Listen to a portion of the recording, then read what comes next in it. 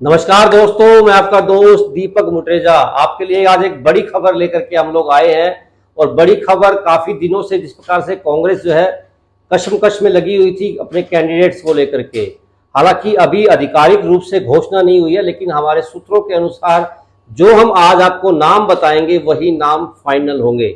यानी कि आज रात तक या कल तक कांग्रेस जो है आधिकारिक तौर पर पुष्टि करेगी कि यही टिकटें बिल्कुल स्टीक जो है वो साबित होंगी। हमारे साथ अजय मल्होत्रा जी हैं। अजय मल्होत्रा जी वरिष्ठ पत्रकार हैं, राजनीतिक विश्लेषक भी हैं। सर, आपका बहुत बहुत स्वागत है। सर, क्या कहेंगे आप, जिस प्रकार से कांग्रेस जो है कई दिनों से कश्मकश में लगी हुई थी, होमवर्क कर रही थी, कड़ा होमवर्क करने के बाद जिस प्रकार से कहा जा रहा है, आपके सूत्र बताते हैं कि टिकटें जो है वो घोषित हो जाएंगी। और मैं आपसे जानना ये भी चाहूंगा कि किस किस को टिकटें मिलने की पूर्ण तौर से जो है संभावनाएं है। सर, कांग्रेस भी एक बड़ी पार्टी है और इसमें ये तो है नहीं कि भाई एक ही दिन में टिकटों का फैसला कर देंगे। कई जातियां, कई नेता, कई खेमे, सभी को कॉन्फिडेंस में लेना पड़ता है और इतना आसान नहीं होता कि अगर लोकतंत्र पार्टी के अंदर देख के चलोगे तो आपको टिकटें बांटने में भी समय लगेगा। और कोई ये नहीं है कि आपने 1 या 2 दिन में फैसला किया, कमरे में बंद करके और टिकटों का वो कर दिया, निर्णय कर दिया। भारतीय जनता पार्टी के पास सत्ता है, सत्ता में आदमी वैसे ही मजबूत हो जाता है तो नीचे वालों की ज़्यादा हिम्मत नहीं होती बोलने की, तो एक बार बैठ के फैसला कर दिया तो फाइनल होता है। तो कांग्रेस को लंबा समय लगा है टिकटें की अपनी घोषणा करने में। और पिछले हफ्ते जब सीईसी की मीटिंग हुई थी तो उसमें 3 सीटों को तो लगभग सहमति बनी थी। बाकी के लिए एक कमेटी बनाई गई थी। मधुसूदन मिस्त्री जो कि कांग्रेस के वरिष्ठ नेता हैं और सोनिया गांधी जी और राहुल गांधी जी के काफ़ी विश्वास पात्र व्यक्ति हैं।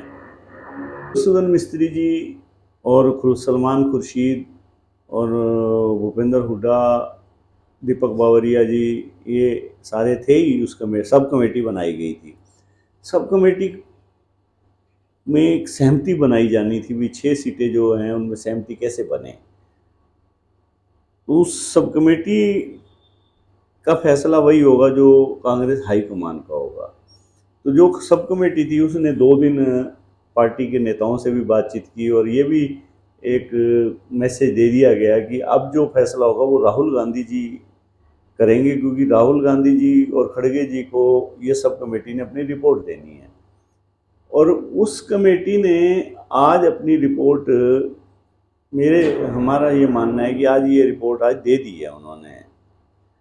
तो जैसे सिरसा से कुमारी शैलजा की टिकट फाइनल की गई है, हिसार से ब्रिजेंद्र सिंह चुनाव लड़ेंगे जो भी हाल ही में भारतीय जनता पार्टी से कांग्रेस में आए हैं। यहाँ पहले बातचीत जेपी जो पूर्व मंत्री हैं और चंद्रमोहन की भी बात चल रही थी। तो कांग्रेस हाईकमान ने ना तो एसआर के ग्रुप की ज़्यादा इसमें मानी है और ना ही हुड्डा गुट की, क्योंकि एसआर के चंद्रमोहन की कर रहे थे और हुड्डा गुट जेपी और घोड़ेला की कर रहे थे। तो उन्होंने वहाँ से ब्रिजेंद्र को टिकट के लिए फैसला किया है। रोहतक में दीपेंद्र हुड्डा को फाइनल किया गया है और उसमें शुरू से कोई किंतु परंतु नहीं था। सोनीपत में अब जो विवाद था सोनीपत करनाल के बीच में था। अब ये दोनों एक दूसरे से लिंक सीटें थी।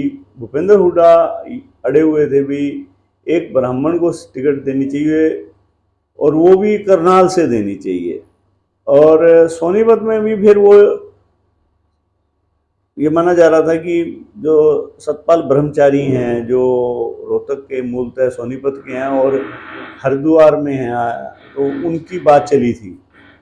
हाईकमान ने अब करनाल के लिए फैसला कर दिया है। उन्होंने अपने विश्वास पात्र राहुल गांधी के वीरेंद्र राठौर जो कि कांग्रेस के राष्ट्रीय सचिव भी हैं और बिहार वगैरह स्टेट के प्रभारी भी रहे हैं, तो वीरेंद्र राठौर को लगभग तय कर दिया उन्होंने। इसके बाद सोनीपत, अब हुड्डा के पास विकल्प नहीं बचा था फिर ब्राह्मण के लिए, तो वो वहाँ कुलदीप शर्मा के पुत्र को लड़वाना चाहते थे करनाल से, परंतु करनाल से एसआर के ग्रुप पहले अड़ा हुआ था बुल्ले शाह और वीरेंद्र मराठा के लिए, तो उन्होंने वहाँ वीरेंद्र राठौर को कर दिया है। तो और ना ही उन्होंने फिर हुड्डा गुट के आदमी को लिया वहाँ पे, भाई हुड्डा चाहते थे भी चाणक्य पंडित, तो बैलेंस बनाते हुए कांग्रेस ने वहाँ पर मराठा को जो राठौर को ले लिया। अब हुड्डा के पास विकल्प नहीं बचा तो उन्होंने सोनीपत से कुलदीप शर्मा या उनके पुत्र में से एक को लगभग तय कर दिया है भाई वो चुनाव लड़ेंगे। तो सिरसा भी, इनका सोनीपत भी अब तय हो गया। फरीदाबाद में भी अब भूपेंद्र हुड्डा चाहते थे कि वहाँ पर टिकट करण दलाल को दी जाए, परंतु उन्होंने करण दलाल को ये लॉजिक दे के रद्द कर दिया कि भाई जाट 2 या 3 से ज़्यादा कांग्रेस नहीं देगी और कोशिश 2 जाट को देने की है। तो 2 जाट में एक तो ब्रिजेंद्र सिंह हो गए और एक दीपेंद्र हुड्डा हो गए। तो उन्होंने फिर फरीदाबाद से जो वरिष्ठ कांग्रेस नेता हैं महेंद्र प्रताप, उनका पुत्र है विजय प्रताप। तो महेंद्र प्रताप जी ने असल में 2014 में कह दिया था भाई अब आगे चुनावी राजनीति से संन्यास लेंगे, तो उन्होंने विजय प्रताप का नाम तय हो गया है। और इसके बाद अंबाला है, अंबाला में हुड्डा गुट से ही हैं, वरुण मुलाना की टिकट तय हो गई है। और कुरुक्षेत्र में सुशील गुप्ता जो आम पार्टी के खेमे में हैं, तो उनकी टिकट तय कर दी गई है। अब 2 टिकटों का फैसला सोनिया गांधी जी पे छोड़ा गया है, भिवानी महेंद्रगढ़ और गुड़गांव, क्योंकि ये दोनों रिलेटेड हैं। भारतीय जनता पार्टी कांग्रेस ये चाहती है कि भाई एक सीट इनमें से अहीर को दी जाए और दूसरी फिर जिस कोटे में आए। तो भूपेंद्र हुड्डा गुट ने भिवानी से राव दान सिंह का नाम चलाया है, और अगर उन्हें यहाँ नहीं मिलती तो अहीर के रूप में उन्हें गुड़गांव टिकट दे दी है। तो एक अहीर को देनी जरूरी है। साथ ही उन्होंने ये भी कहा है कि अगर दान सिंह को भिवानी दी जाती है तो फिर गुड़गांव से राज बब्बर आ जाएंगे। अब किरण चौधरी जी के भी बहुत अच्छे संबंध हैं गांधी परिवार से, तो जो स्क्रीनिंग कमेटी, जो सब कमेटी बनी अभी 1 हफ्ता पहले मधुसूदन जी की, तो उसमें एक ये बात आई कि भाई जैसे कुलदीप शर्मा की के बेटे की जब टिकट काटी गई तो ये कहा गया भाई ये पिछले चुनाव में भी बुरी तरह हारे थे तो इनको दोबारा टिकट ना दी जाए। तो जेपी के बारे में भी ये बात आई भी ये 2 बार चुनाव हार चुके हैं। तो हुड्डा ने ये नाम अड़ाया कि भाई श्रुति चौधरी भी तो 2 बार चुनाव हार चुकी हैं, तो श्रुति चौधरी की बजाय अगर हाईकमान जरूरी समझता है तो फिर किरण चौधरी जी को यहाँ से टिकट दी जाए। तो किरण चौधरी जी के पाले में गेंद डाल दी उन्होंने। आज किरण चौधरी जी की मीटिंग भी थी सोनिया गांधी जी से। तो अब किरण चौधरी जी ने अपना पॉइंट ऑफ व्यू बता दिया है उनको भी, वो खुद लड़ना चाहती हैं या नहीं लड़ना चाहती। अगर वो नहीं लड़ती हैं तो स्वाभाविक तौर पर फिर दान सिंह भिवानी से और राज बब्बर गुड़गांव से। अगर आखिरी मोमेंट पे ये बात आ जाती है कि नहीं किरण चौधरी जी को ही लड़ना है, तो ऐसी स्थिति में फिर दान सिंह गुड़गांव जाएंगे और भिवानी किरण चौधरी हो जाएंगी। तो अभी ज़्यादा चांसेस ये हैं कि राव दान सिंह भिवानी से चुनाव लड़ेंगे, क्योंकि किरण चौधरी जी विधानसभा का चुनाव लड़ने में ज़्यादा इच्छुक हैं, और या फिर वो चाहती हैं कि भाई श्रुति को ही टिकट मिले। अब ये समीकरण आखिरी में आके निकल के आए हैं। तो आखिरी कॉल आज रात को राहुल गांधी जी वर्चुअली इस कमेटी से जुड़ेंगे, जो सब कमेटी बनी है उससे जुड़ेंगे, और इन दोनों सीटों का भी, क्योंकि किरण चौधरी जी से भी आज बात हो गई है, सोनिया गांधी जी से मिल आई हैं, वो दोपहर को 12 बजे मीटिंग थी।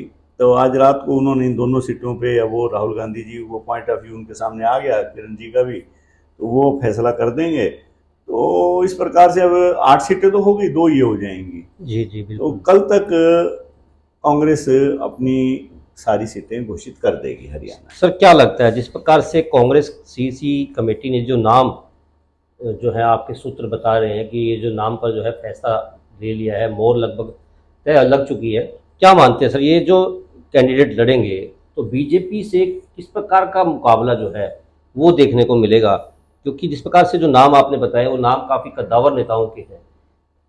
दोनों ही पार्टियों के जो नाम है, दोनों ही पार्टियों के जो नेता हैं वो कद्दावर नेता जो है वो दिखाई दे रहे हैं। अब बात यहाँ आ जाती है कांग्रेस ने कई पॉइंट्स का ध्यान किया। एक तो जो पार्टी में खेमेबंदी है उसमें इम्बैलेंस नहीं होने दिया, जैसे सरसा की सीट और हिसार की सीट उन्होंने अपने हिसाब से दी हैं, और करनाल की सीट उन्होंने खुद ही निर्णय लिया भी ये करनाल से वीरेंद्र राठौर भी राहुल लॉबी के आदमी हैं।